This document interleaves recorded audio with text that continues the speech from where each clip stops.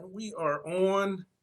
Good afternoon, everyone. This is Rob Bell, and you are watching Getting the Record Straight. This is the Black Rock and Soul segment where we talk arts and music, all that good stuff from a black perspective, I guess. And today's June 2nd, Tuesday. Please subscribe.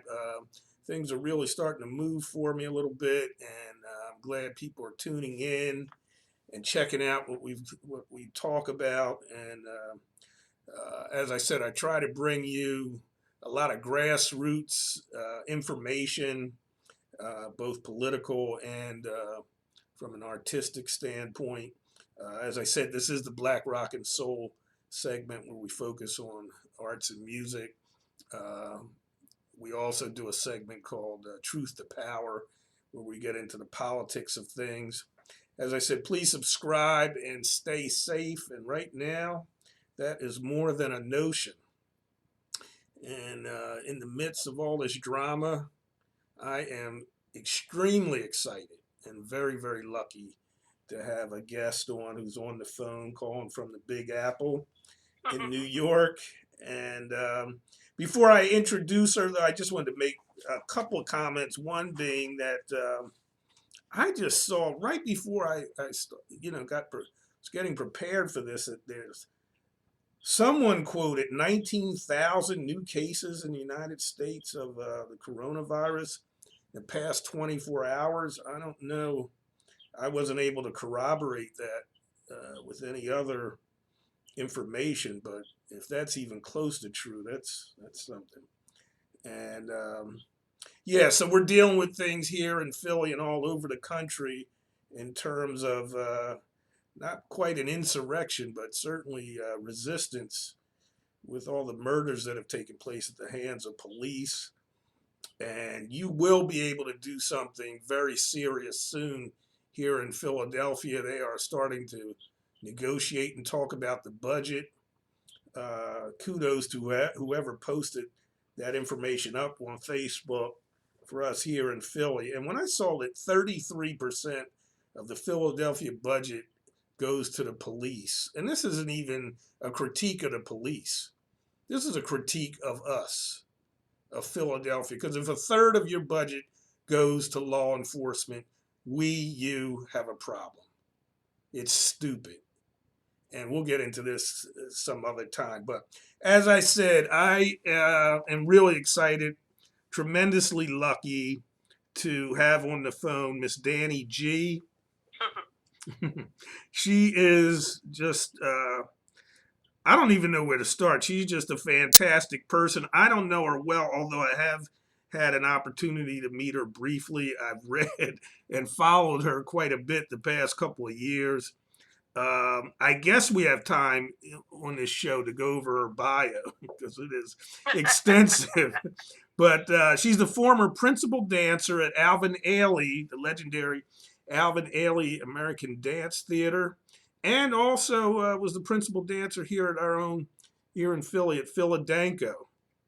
And she's the former backing vocalist to Gloria Gaynor, Cher, as well as, again, Philadelphia's own Kathy Sledge. Kathy and I, by the way, were at Temple together for a while. She's a consultant with Danni Gee NYC, New York City, and Complexions Contemporary Ballet.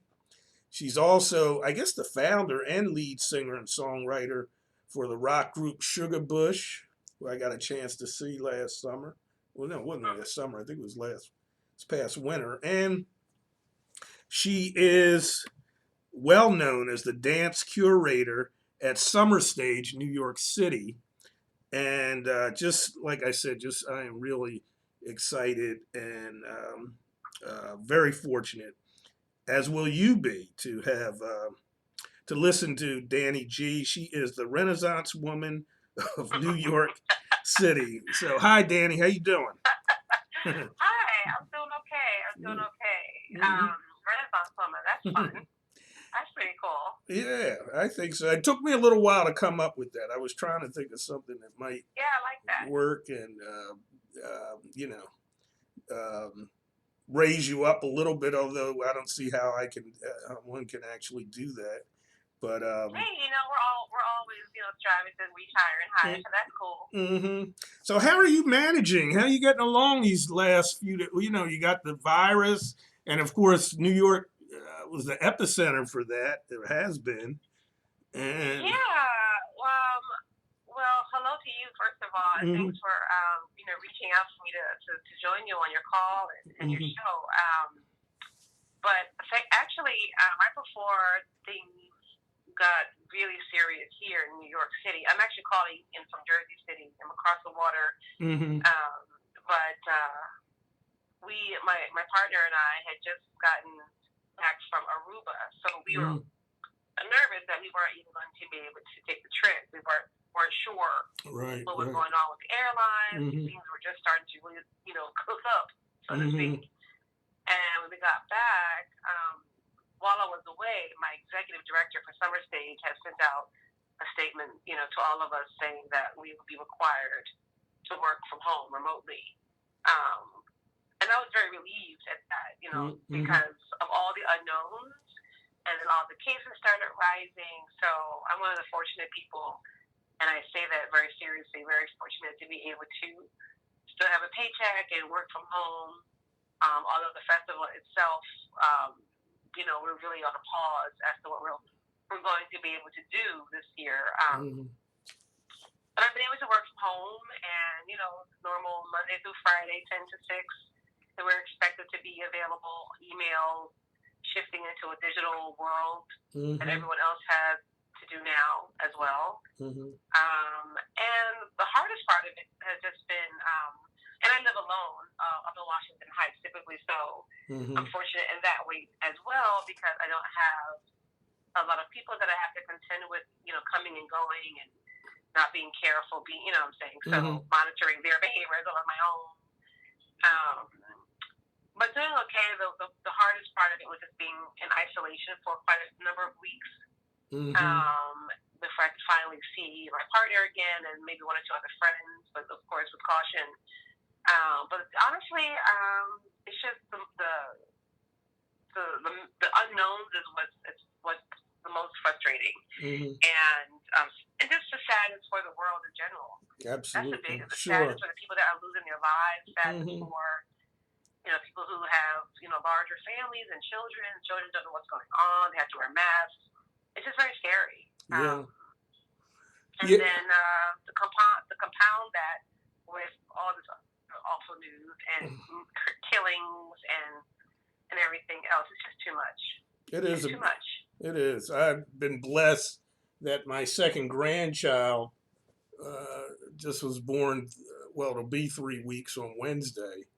So tomorrow, actually, and Wow. yeah, I am going to get on a plane on Friday to go see him Oh, you are. in Chicago. So I'll be praying, and but Yes. I think now won't be too bad a time because at least people are still somewhat on their guard, Yeah. and so I'm going to go ahead. But back to you. You're the subject today, and so tell us about. You're from Philly, right? And Yes. Philadelphia. Give us some of that history of Philadelphia, and then of course Sure. Alvin Ailey, and that's. Sure. Mm-hmm.